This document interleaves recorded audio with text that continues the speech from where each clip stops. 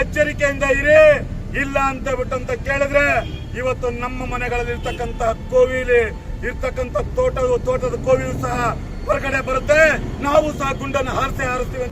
Haasan police Bajrang Dal leader Raghu Sakleshpur की तलाश में है, जिसने मुस्लिम मछली और सब्जियां बेचने वालों को जिहादी कहकर उन पर गोली चलाने की धमकी दी।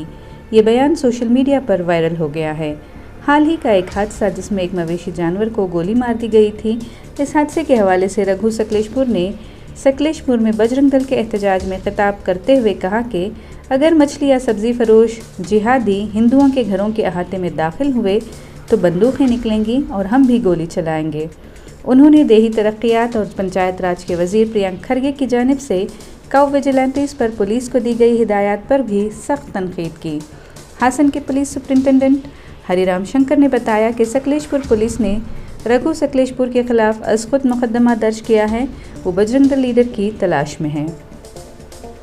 ನಮ್ಮ ಮನೆ ಹತ್ತಿರ ಇವತ್ತು ಬರ್ತಿರತಕ್ಕಂತಹ ಮೀನಿನ ವ್ಯಾಪಾರಿ ಇರಬಹುದು, ತರಕಾರಿಯ ವ್ಯಾಪಾರಿ ಇರಬಹುದು, ಇವತ್ತೇ ಎಚ್ಚರಿಕೆಯಿಂದ ಇರಬೇಕು. ಹಿಂದೂಗಳ ಮನೆಯ ಅಂಗಣಕ್ಕೆ ಬರಬೇಕು ಅಂತ ಬಿಟ್ಟಂತ ಕೇಳಿದ್ರೆ ಎಚ್ಚರಿಕೆಯಿಂದ ಇರಿ. ಇಲ್ಲ ಅಂತ ಬಿಟ್ಟಂತ ಕೇಳಿದ್ರೆ ಇವತ್ತು ನಮ್ಮ ಮನೆಗಳಲ್ಲಿರ್ತಕ್ಕಂತಹ ಕೋವಿಲಿ ಇರ್ತಕ್ಕಂಥ ತೋಟದ ಕೋವಿಲು ಸಹ ಹೊರಗಡೆ ಬರುತ್ತೆ. ನಾವು ಸಹ ಗುಂಡನ್ನು ಹಾರಿಸ್ತೀವಿ ಅಂತ ಹೇಳಕ್ಕೆ ಇಚ್ಛೆ ಪಡ್ತೀನಿ ಇವತ್ತು.